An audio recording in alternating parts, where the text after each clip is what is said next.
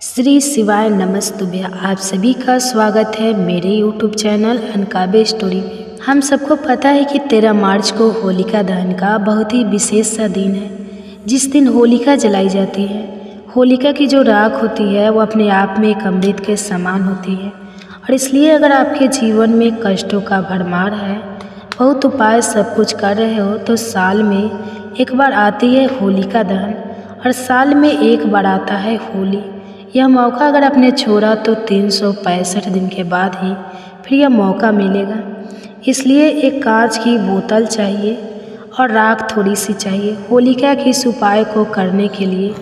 इस वीडियो को इसलिए 3 दिन पहले बना रहा हूँ ताकि आपको चीज़ें आसानी से समझ में आ पाएँ। देखो, सबसे पहले नियम समझ लेते हैं इस उपाय का। ये उपाय स्पेशली किसके लिए है? हमारे घर के कष्टों के लिए है। जैसे घर के कष्ट दूर नहीं हो रहे हैं, आप कभी भी किसी भी काम के लिए घर से बाहर जाते हो, चाहे वो आप हो, आपके हस्बैंड हो, आपकी वाइफ हो, आपके बच्चे हो, माँ बाप हो, भाई बहन हो, कोई भी हो ना, घर से बाहर जा रहा है, कोई भी काम उनका बनता नहीं है, तो आप इस उपाय को ज़रूर करेंगे। इसके लिए आपको इंतज़ार करनी पड़ेगी जिस समय होलिका जल जाए। ऐसा नहीं कि जिस टाइम पे होलिका जल रही हो तब आपको उपाय करना है। नहीं, यह जो उपाय की हम बातें कर रहे हैं, जब होलिका जल के समाप्त हो जाएगी, जो राख होगी होलिका के निकलने के बाद में, यह राख जब ठंडी हो जाए, पता है आपको, जब होलिका जलाई जाती है रात में ना, इस बार तो मुहूर्त 11:30 के बाद में है। आपको पता है कि जब होलिका जलाई जाएगी ना, आपको पता है क्या होगा? सुबह के टाइम आप जाओगे ना तो आप देखोगे होलिका की जो राख होगी बहुत गर्म होगी।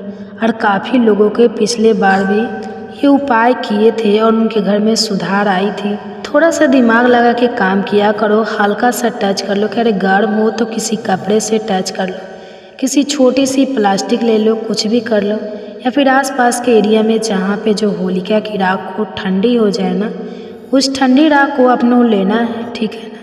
ले लिया। इस उपाय का नियम ये कहता है कि हमें कांच की बोतल की आवश्यकता पड़ने वाली है, ठीक है ना? कांच की बोतल में जल्दी कोई भी चीज़ खराब नहीं होती, और जिस रूप में हम कांच की बोतल में कोई भी चीज़ रखते हैं वो उसी में रहती है, हवा पानी उसके अंदर पास नहीं करती है। इसलिए कांच बोतल का महत्व ज़्यादा होता है। होलिका के दिन, ठीक है ना, तो जो होलिका की राख आप उठा करके लाए हो ना, एक छोटा सा कांच का बोतल लेना, उसके अंदर पैक कर दो, है ना? अब पैक करने के बाद क्या करना है? कहोगे भैया पैक तो कर दिया, कितनी लानी है? थोड़ा सा ज़्यादा ले आना, बहुत ज़्यादा नहीं। जो जितना बड़ा बोतल आपके पास में ना, थोड़ा कोशिश करना उसे कम ही भरना, पूरा यहाँ तक ऊपर तक मत भरना, ऐसे आधा के आस पास भरना। क्या है, अब जब होली ख़त्म हो जाए, होली कब है? अरे भाई 14 को तो होली है। होली के दिन कोई उपाय नहीं करना है, होलिका के दिन सिर्फ राख को रख लेना है। जब होली समाप्त हो जाए उसके बाद आप कभी भी आपके घर का कोई सदस्य घर से बाहर जाता है, आपको होलिका की राख को उसको लगा करके किसी भी काम के लिए भेजोगे, उस काम में उसे सफलता मिलेगी। और अगर घर परिवार में आपके संकट ज़्यादा होते हैं, घर में नज़र टोने टुटके बहुत लगते हैं, होलिका की राख को एक एक चुटकी राख को प्रत्येक घर के कमरे के कोने में डाल देने से नकारात्मक ऊर्जाएं समाप्त होती हैं, जिसको हम लोग प्यार से नेगेटिव एनर्जी भी बोलते हैं। वे हमारे घर के बाहर निकल कर जरूर जाएंगे, ठीक है? तो इस उपाय को ज़रूर करिएगा। इस उपाय को फिर ये मौका आपको सीधा 365 दिन के बाद में ही मिलने वाला है, ठीक है? तो अब हम लोग एक छोटी सी उपाय की यहाँ पे कुछ और बातें कर लेते हैं। होलिका के दिन आप कौन से ऐसे उपाय कर सकते हैं जिससे आपके घर में सुख शांति एवं समृद्धि का वास हमेशा होता रहेगा, ठीक है? देखो, मैंने अभी पिछले दिन या 2-3 दिन पहले एक वीडियो बनाई थी। मैंने उसमें आपको बताया था कि साल में एक बार एक ऐसा दिन आता है, वैसे कभी भी आप इस काम को कर सकते हो। अगर वीडियो नहीं देखिए तो हमारे चैनल पे अपलोड है, चैनल पे चेकआउट करके देखिए। होली के दिन एक काम करना, वो कौन सा काम है? ये मैं होली का नहीं, होली के दिन एक काम करना, तुलसी माता का एक पौधा ला करके कहीं से भी अपने घर में बैठा देना, कहीं से भी बैठा दो। आपको पता होगा गुरुजी की कथा, अगर आप सुनते होंगे, कभी भी उस व्यक्ति के घर में नज़र नहीं लगती है, जिनके घर में तुलसी माता का पौधा हरा भरा होता है। ठीक है ना, तो अब लगाना ज़रूर। अब बात करते हैं उपाय की। इस उपाय के स्पेशली फ़ायदे होंगे बीमारी को लेकर के, और आप इस उपाय को ज़रूर करेंगे। वही नियम हमें फिर से अप्लाई करना है। आपको होलिका की राख थोड़ी सी लेनी होगी। होलिका की राख के बाद में एक पत्ता में यहाँ पे तो आपको पान का पत्ता दिखाई दे रहा होगा। ऐसा जरूर नहीं है कि स्किन पे आपको दिखाई दिया होगा। पान का ही पत्ता लेना है ना, कोई भी पत्ता आप ले लो। उस पत्ते के ऊपर होलिका की राख से आपको ओम का निर्माण करना है। देखो, ये उपाय पूज्य गुरुजी ने अपनी कथाओं में नहीं बताया है।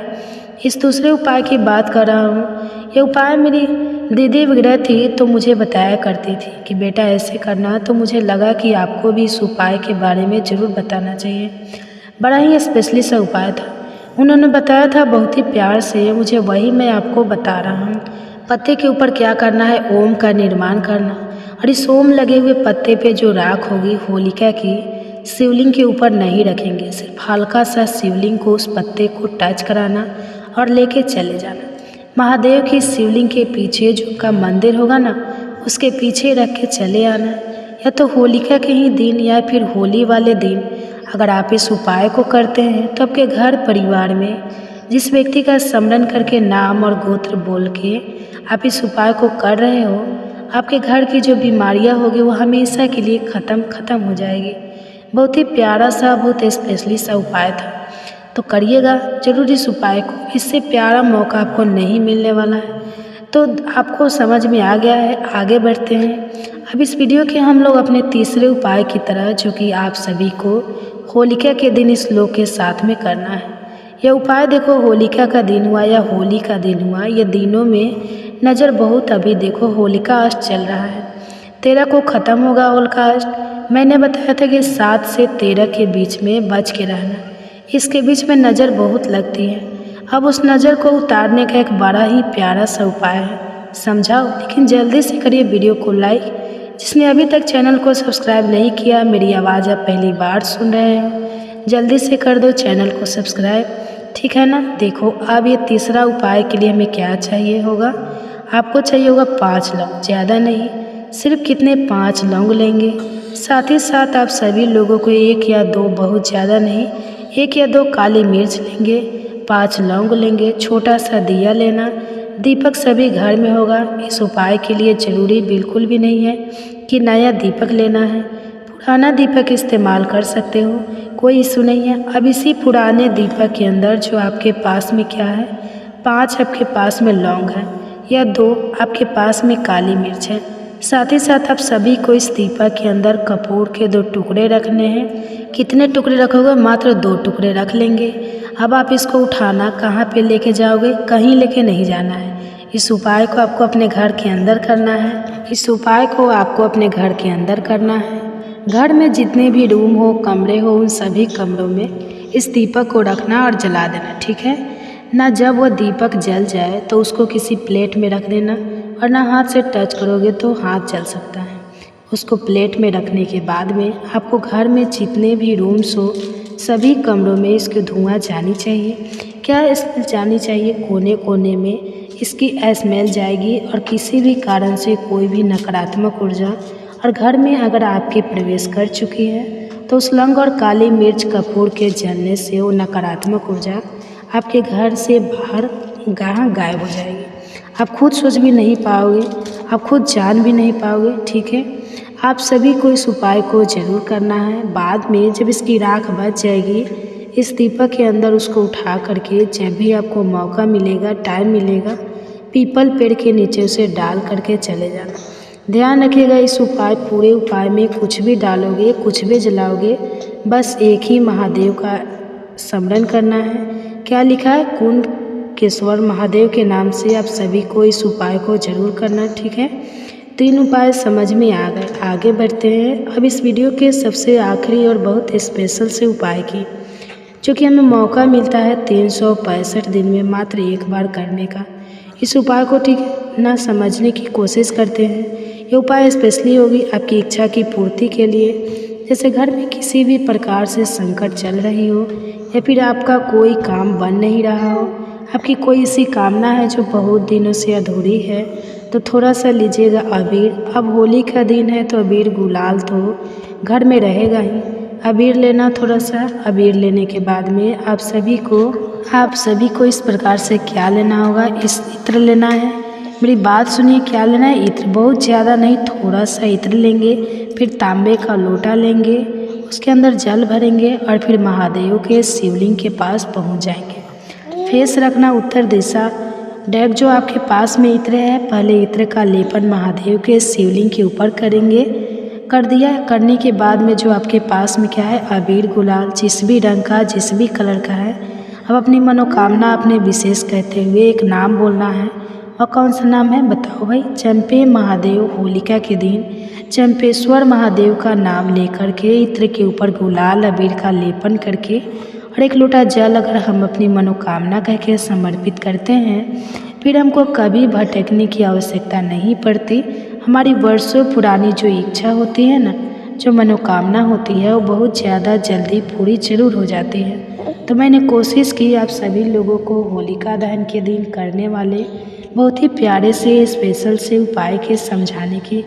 वीडियो पसंद आई हो तो लाइक करिएगा। कुछ पूछना है नीचे कमेंट सेक्शन में पूछें। और मेरे जितने भी भाई बहन आवाज़ आज मेरी पहली बार सुन रहे हैं, चैनल को ज़रूर सब्सक्राइब करेंगे। श्री शिवाय नमस्तुभ्यं। भक्तों, चाहे कुछ भी हो जाए, लेकिन इस बार होलिका दहन के दिन होली की अग्नि में घर की एक चीज़ चुपचाप जरूर डाल देना। देखते ही देखते बन जाओगी अब धनवान। होलिका माता की कृपा से इतनी धन दौलत आएंगी कि आने वाली 7 पुश्ते भी बैठे बैठे खाएंगे। जी हाँ दोस्तों, आज की इस वीडियो में हम जिन चीज़ों के बारे में बताने वाले हैं, उन चीज़ों को होली की अग्नि में डालने से घर में सुख शांति और समृद्धि आती है। यहाँ तक कि वास्तुशास्त्र में भी इन चीज़ों का वर्णन किया गया है। अगर इन चीज़ों को अपनाकर होलिका दहन के दिन करते हैं तो आपकी किस्मत पूरी तरह से बदल सकती है। यानी कि भक्तों, होली की रात को साधना की रात कहा जाता है। इस दिन किया गया कोई भी उपाय कभी भी बेकार नहीं जाता। और इस बार की होली पूरे के पूरे 144 वर्षों के बाद दुर्लभ संयोग में पड़ रही है, जिससे कि इसका महत्व और भी बढ़ गया है। और यदि आप भी हमारे बताए गए अनुसार होली की अग्नि में बिना किसी को बताए इन खास चीज़ों को डाल देते हैं, तो आपके घर में इतनी धन दौलत आएंगी कि उसे संभालना तक नहीं पाओगे। देखिए दोस्तों, बात ऐसी है कि हमारा काम तो है सलाह देने का, हम तो केवल सलाह ही दे सकते हैं। अब आप इसको मानो या ना मानो, आपकी मर्जी। लेकिन एक बात चलते चलते ज़रूर कहेंगे कि अगर आप हमारी बातों को समझकर अपने जीवन में लागू कर लेंगे तो यकीन मानिए आपका बेड़ा पार हो जाएगा। साथ ही भक्तों, हम आपको इस वीडियो में यह भी बताएंगे कि ऐसी कौन सी 7 चीज़ें हैं जो होली की अग्नि में भूल कर भी नहीं डालनी चाहिए। वास्तुशास्त्र में कुछ ऐसी चीज़ों का जिक्र किया गया है जिन्हें होली की अग्नि में डालने से बचना चाहिए। अगर आप इन चीज़ों को बिना सोचे समझे होली की आग में डालते हैं तो इसका आपके जीवन पर बुरा असर पड़ सकता है और घर में गरीबी या कंगाली भी आ सकती है। कई बार लोग बिना जानकारी के, बिना ज्ञान प्राप्त किए कुछ ऐसी चीज़ें होली की आग में डाल देते हैं जिनका उनके जीवन पर नकारात्मक प्रभाव पड़ता है। उन्हें यह तक नहीं पता होता कि इन चीज़ों को होली की आग में जलाने से घर की हालत भी खराब हो सकती है। तो दोस्तों, आज की इस वीडियो में हम आपको बारी बारी से बताएंगे कि कौन सी चीज़ें होली की अग्नि में डालनी चाहिए और कौन सी चीज़ों को बिल्कुल नहीं डालना चाहिए।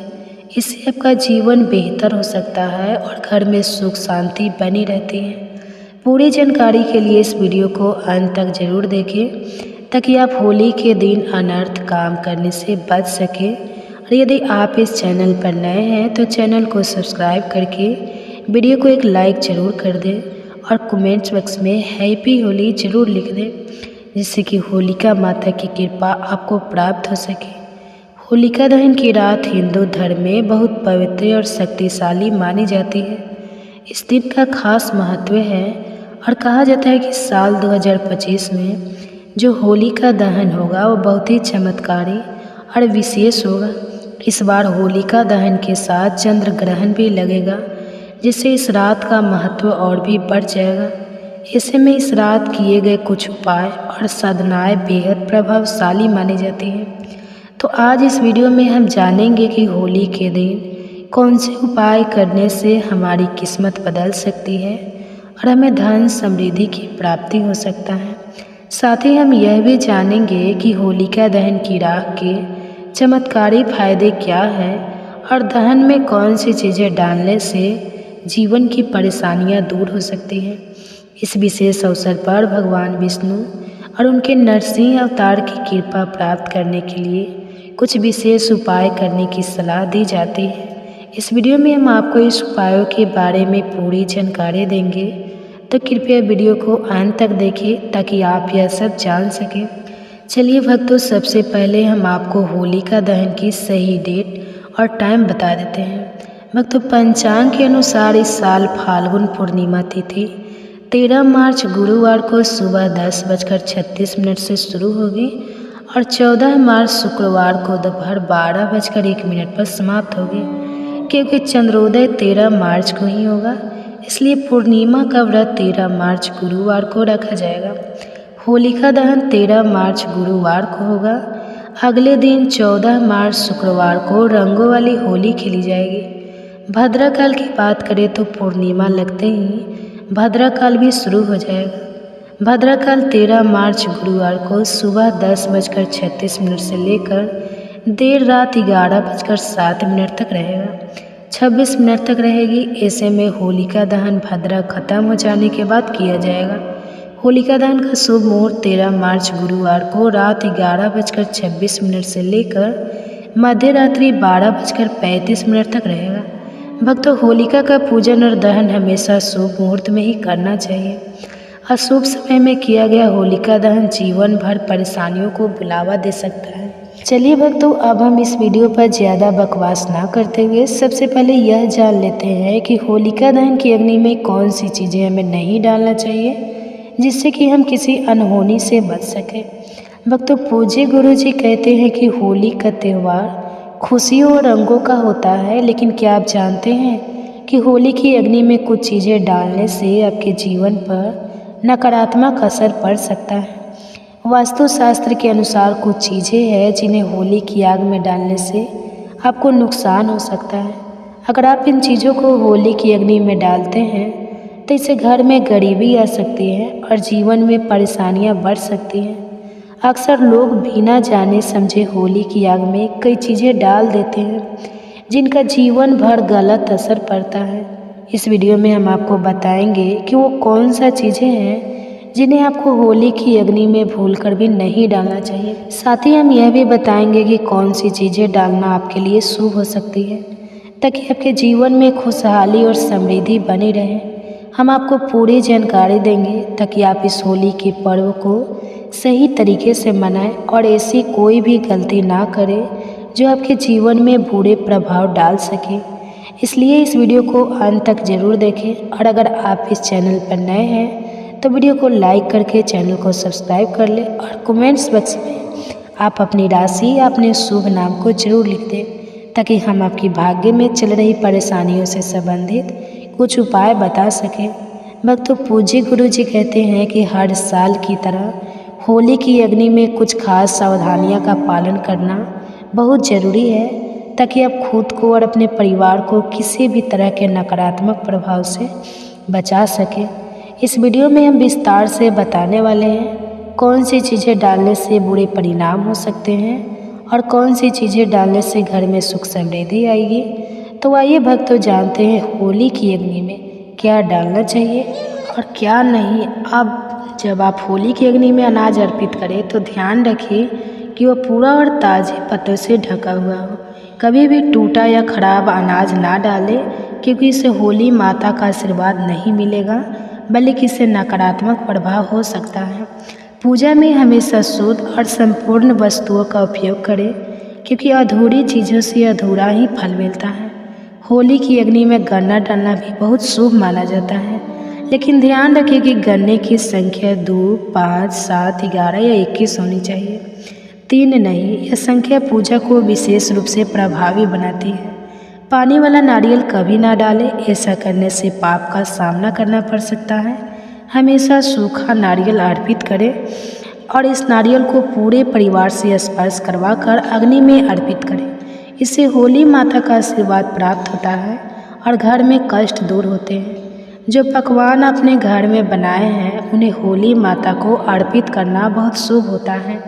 खासकर गुजिया अर्पित करते समय ध्यान रखें कि उनकी संख्या 3 नहीं होनी चाहिए। आप 2, 5, 11 या 21 गुजिया अर्पित कर सकते हैं, लेकिन 3 कभी ना डालें। होली की अग्नि में गाय के गोबर से बने उपले, हरा चना, गेहूं की ताज़ी बालियां या नई फसल अर्पित करना शुभ होता है। इससे घर में अन्न की कभी कमी नहीं होती। बालियां अर्पित करते समय ध्यान रखिए कि वे ताजगी से भरी और हरी भरी हो, सूखी या टूटी हुई नहीं होनी चाहिए। सूखी बाली चढ़ाने से पूरे परिणाम हो सकते हैं, इसलिए होली की अग्नि में शुद्ध और पूर्ण चीज़ें अर्पित करें। ऐसा करने से होलिका माता का आशीर्वाद आपके जीवन में खुशहाली, समृद्धि और शांति लाएगा। इस होली पर पूजा विधि को सही तरीके से पालन करके आप अपने घर में सुख समृद्धि का वास सुनिश्चित कर सकते हैं। शास्त्रों में बताया गया है कि अगर किसी महिला का मासिक धर्म चल रहा हो तो होलिका दहन की पूजा किसी अन्य व्यक्ति से करवाई जा सकती है। पूजा वही विधि से करना चाहिए जैसी आप सामान्यतः करते हैं, लेकिन इस समय आपको होलिका दहन के पास नहीं जाना चाहिए। आप दूर से ही पूजा और दर्शन करें, इससे पूजा का फल प्राप्त होगा। होलिका दहन में चावल के बने पापड़ और कच्चे चावल अर्पित करना शुभ माना जाता है। इससे घर में धन की प्राप्ति होती है और गरीबी दूर होती है। जो पापड़ अपने घर पर बनाए हैं उन्हें होलिका दहन की अग्नि में अर्पित करें, इससे आपके घर में कभी भी धन की कमी नहीं होगी। साथ ही भक्तों, होलिका दहन से पहले गुजिया को होली की अग्नि में अर्पित करना आवश्यक है। पहले माता को भोग अर्पित करें, फिर उनका सेवन करें। इस दिन सभी लोग एक दूसरे को गुजिया खिलाएं, इससे आपसी संबंध मजबूत होते हैं। गुजिया को पूजा से पहले झूठा ना करें और पूजा के बाद ही उसे खाएं। एक महत्वपूर्ण बात यह भी है। नमस्कार दोस्तों, भक्तों, स्वयं महादेव ने सबसे अपने प्रिय भक्त लंकापति रावण को जीते जी बताया था, दम है तो 14 मार्च पूर्णिमा तिथि यानी कि होली के दिन इस देव वृक्ष को बिना किसी को बताए चुपचाप छूकर इस मंत्र को बोलकर चले आना। कंगाल भी बनेगा धनवान, इतनी धन दौलत आएगी कि संभाल नहीं पाओगे। जन्मों जन्मांतर की गरीबी तत्काल हो जाएगी दूर। विश्वास नहीं है तो 14 मार्च होली के दिन प्रैक्टिकल करके देख लेना। भक्तों, आज की इस वीडियो में हम जिन चमत्कारी देव वृक्षों के बारे में बात करने वाले हैं, उन देव वृक्षों में होली के दिन स्वयं भगवान नारायण जी का वास होता है और ये वृक्ष आपके घर के आसपास ही बड़ी आसानी से मिल जाएंगे। इन देव वृक्षों के बारे में स्वयं महादेव ने अपने प्रिय भक्त रावण को बताया है कि कोई भी व्यक्ति सही समय पर सही मुहूर्त व सही क्रिया अनुसार अगर 14 मार्च होली के दिन इस वृक्ष को छूकर चुपचाप आ जाता है तो उसके घर में स्वयं नारायण यानी कि भगवान विष्णु जी का वास हो जाता है और उसके जीवन में चल रही गरीबी, दुख, कष्ट सब समाप्त हो जाएंगे। जन्म जन्मांतर की गरीबी तत्काल दूर हो जाएगी। आपका भाग्य 7वें आसमान पर चढ़ जाएगा।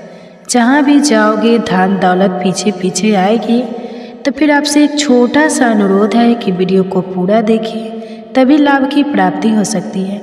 इसलिए इस वीडियो को पूरा देखिए। यदि आज आपने इस अनकाबे स्टोरी चैनल को बीच बीच में देखा, काट कर देखा, तो जीवन में आपको कभी भी सफलता हासिल नहीं होगी और आप पूरे साल परेशान ही रहोगे। भक्तों, इस वीडियो में हम आपको ऐसे पेड़ बताएंगे जिन्हें छूने मात्र से आपकी गरीबी तत्काल दूर हो जाएगी। तो हाँ दोस्तों, माँ लक्ष्मी की आप पर ऐसी कृपा होगी कि आने वाले समय में आप धनवान बन जाओगे। अगर आप 14 मार्च होली के दिन ये जो पेड़ मैं बताता हूँ, उन पेड़ों को छूने मात्र से आपकी गरीबी दूर हो जाएगी। क्योंकि दोस्तों, पूज्य गुरु जी ने अभी अपनी कल की राधा रानी की कथा में गुरु जी ने बताया कि अगर आप साल भर पूजा पाठ, टोने टोटके के उपाय करते करते थक गए हो और आपको रत्ती भर भी फायदा नहीं हुआ हो, तो गुरुजी ने विशेष और रामबाण उपाय बताया है।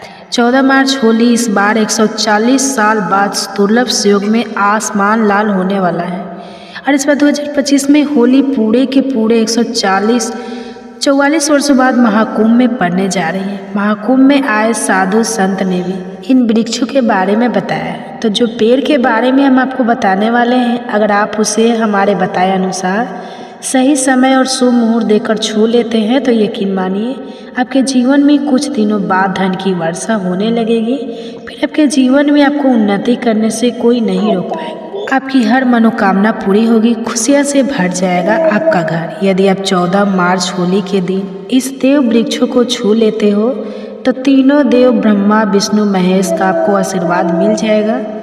अगर आज का यह वीडियो पूरा देख लेते हो तो निश्चित है कि आपके जीवन की सभी समस्याएं समाप्त हो जाएगी। दोस्तों, आप अपने फायदे के लिए इस वीडियो को पूरा देख लीजिए। आपका जीवन इस होली के शुभ अवसर पर ना बदल जाए तो दोस्तों मुझे तो चलिए जानते हैं कि कौन से ऐसे पौधे हैं जिनको 14 मार्च होली के दिन छूकर आ जाना है। लेकिन उससे पहले अगर आप इस चैनल पर नए हैं, वीडियो को एक लाइक जरूर करें। साथ ही आप अपनी राशि या अपने शुभ नाम को कमेंट बॉक्स में जरूर डाल दें, क्योंकि हम आपकी राशि से जुड़ा भाग्य भी बताते हैं और भाग्य में चल रही परेशानियों को तत्काल दूर करने के लिए आसान से आसान उपाय भी बताते हैं। इसलिए आप अपनी राशि कमेंट बॉक्स में जरूर डाल दें। तो चलिए भक्तों, अब हम इस वीडियो पर ज़्यादा बकवास ना करते हुए वीडियो को शुरू करते हैं।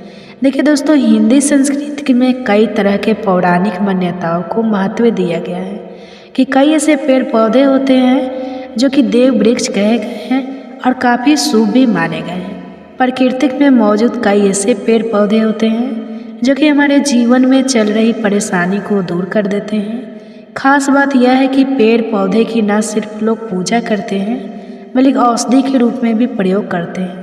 ये कई प्रकार की बड़ी से बड़ी बीमारी को ठीक करते हैं और वेद पुराणों में भी कई प्रकार के पेड़ पौधे का उल्लेख है। भक्तों, यदि आप भी 14 मार्च होली के दिन इन वृक्षों को छू लेते हो तो आपको भगवान विष्णु का ऐसा आशीर्वाद मिलेगा जिससे कि आपके जीवन की समस्त परेशानियां दूर हो जाएगी। दोस्तों देखिए, बात ऐसी है कि हमारा काम तो है सलाह देने का, हम तो केवल सलाह ही दे सकते हैं। अब आप इसको मानो या ना मानो, आपकी मर्जी। लेकिन भक्तों, एक बार जरूर कहेंगे कि अगर मान लोगे तो आपका बेड़ा पार हो जाए। भक्तों, ज्योतिष मान्यताओं के अनुसार गुरुजी ने कहा है कि इस होली के पर्व पर स्वयं भगवान नारायण इस चमत्कारी पौधे पर विराजमान रहेंगे, जिसकी बात आगे हम इस वीडियो में करने वाले हैं। अगर आप इन पेड़ों को हमारे बताए अनुसार बिना अपना ज़्यादा दिमाग लगाए, बिना अपनी बुद्धि चलाए इनको छूकर आ जाते हैं तो इसी से आपका बेड़ा पार हो जाएगा और उसी वक्त तीनों देव ब्रह्मा विष्णु महेश का आशीर्वाद आपको तुरंत मिल जाएगा। फिर आपको धनवान बनने से स्वयं विधाता भी नहीं रोक पाएंगे। हम उन चमत्कारी को बताने से पहले हम आपको 14 मार्च होली के बारे में जानकारी देते हैं ताकि आपको उन देव वृक्षों को छूने के लिए सही शुभ मुहूर्त का पता लग जाए।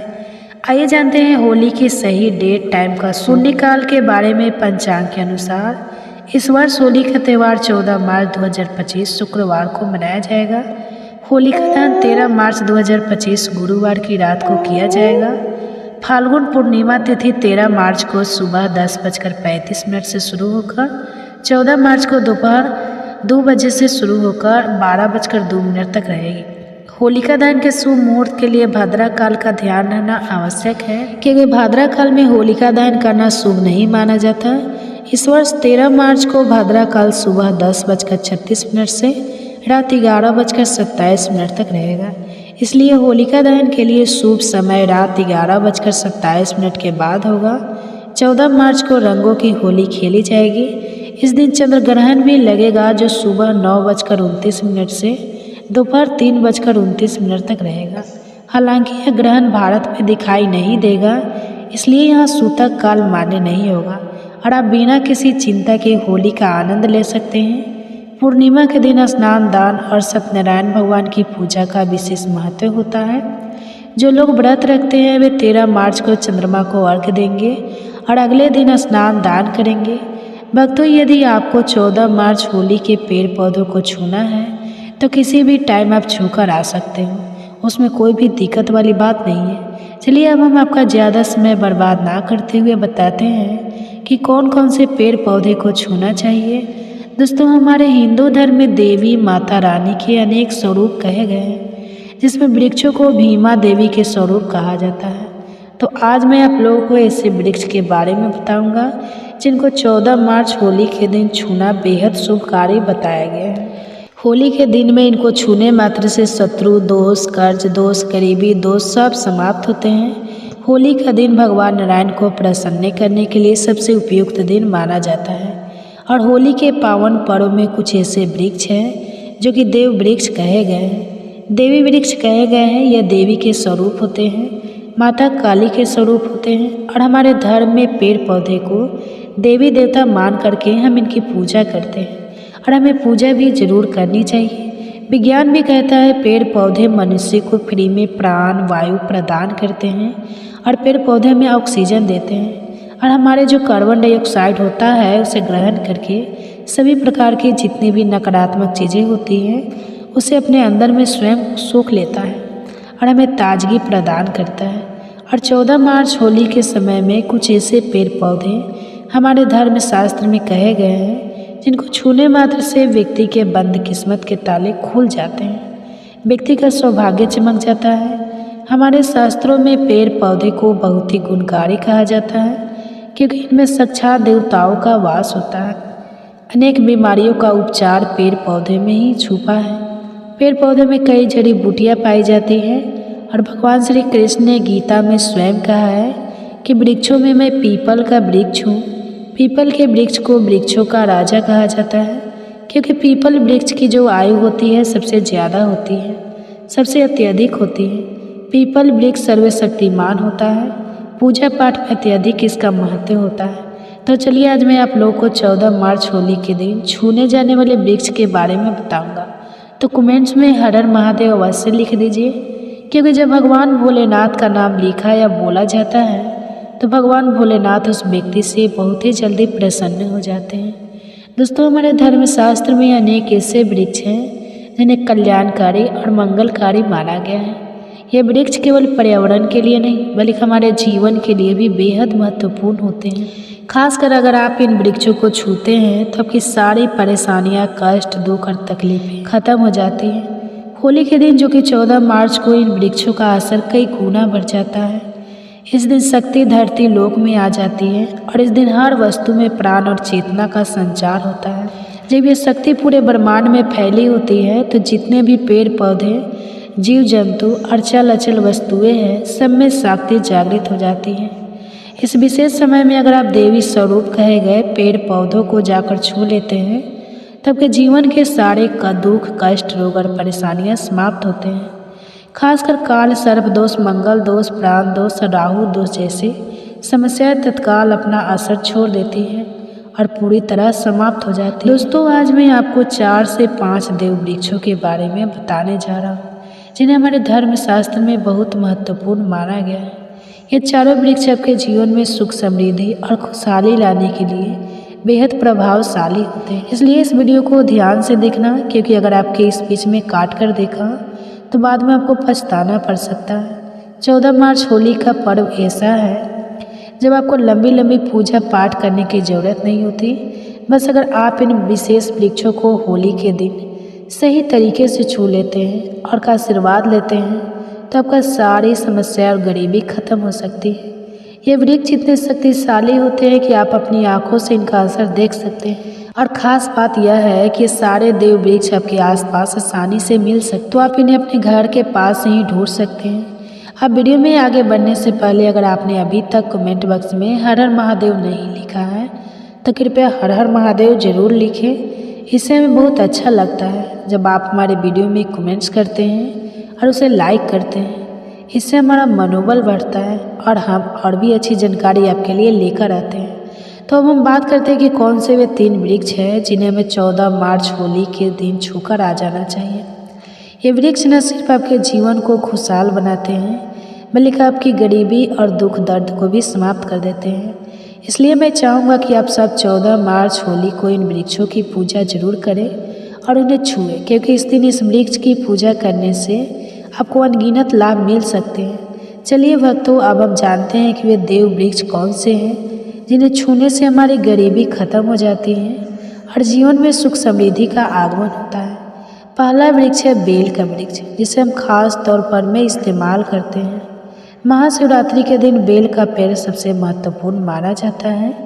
भगवान शिव को बेल के पत्ते अत्यंत प्रिय हैं और उन्हें शिवलिंग पर बेल पत्र अर्पित करने से विशेष पुण्य की प्राप्ति होती है।